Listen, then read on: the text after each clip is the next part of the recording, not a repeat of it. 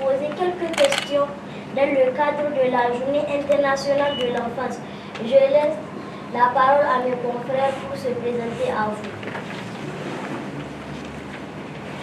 Bonjour Monsieur le ministre, je me présente Chanel Fifa, je suis en classe de CM1, j'ai 10 ans. Je suis journaliste à la télé Nalisha. Bonjour Monsieur le ministre, je me présente au nom de Hadjara Abdelaziz Amanisani. Je suis en classe de CM2. Je suis journaliste à la télévision Granding Malin TV, GMTV. Bonsoir Monsieur le ministre, je me présente au nom de Noël Amadou Baté, en classe de 5e. J'ai 13 ans. Je suis un journaliste à la radio La Jeunesse en Parole.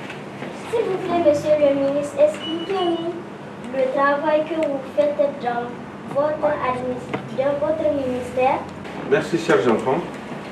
Je vais faire comme vous d'abord.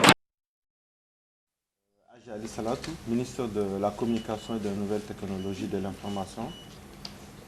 Conformément à la mission qui m'est attribuée à mon département ministériel, je vous résume de façon simplifiée la mission qui m'est confiée. La supervision des médias, c'est-à-dire télé, radio, presse écrite, orale, tout ça, pour qu'elles servent l'intérêt général.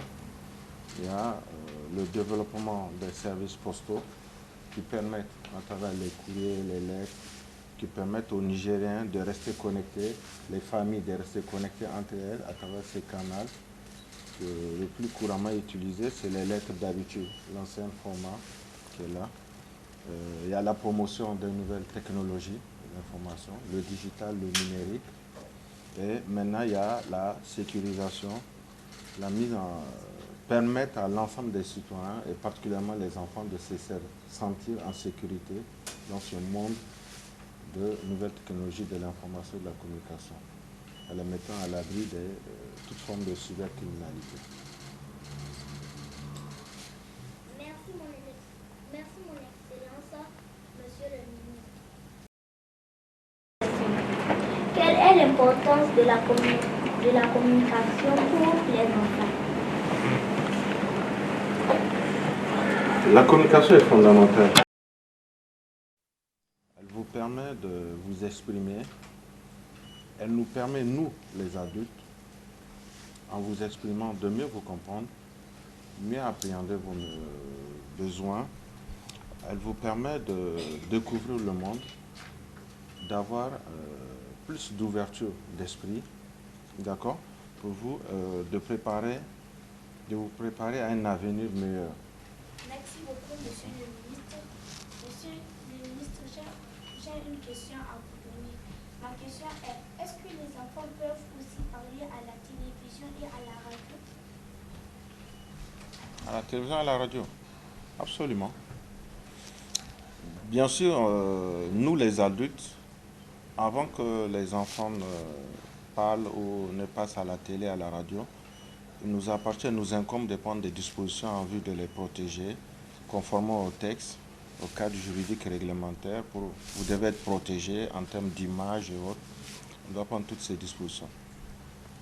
Merci, Monsieur le ministre. Merci. Est-ce que la communication est excellente pour les enfants? Elle est vraiment excellente pour les enfants. En fait, ce qu'il faut comprendre, c'est que la communication au sens large du terme est excellente pour tout le monde et particulièrement pour les enfants, comme je disais.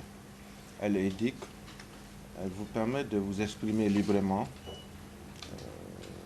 En communiquant, on fait preuve d'ouverture d'esprit, de maturité et ça vous prépare. Ça permet de développer, de réveiller ce talent qui est là, caché, enfoui au sein de chaque enfant. Merci, Monsieur le ministre. Moi aussi, j'ai une autre question à vous poser. S'il vous plaît, pouvez-vous nous dire ce que vous faites pour protéger les enfants contre les images violentes ou dangereuses à la télévision et sur les téléphones? Oui.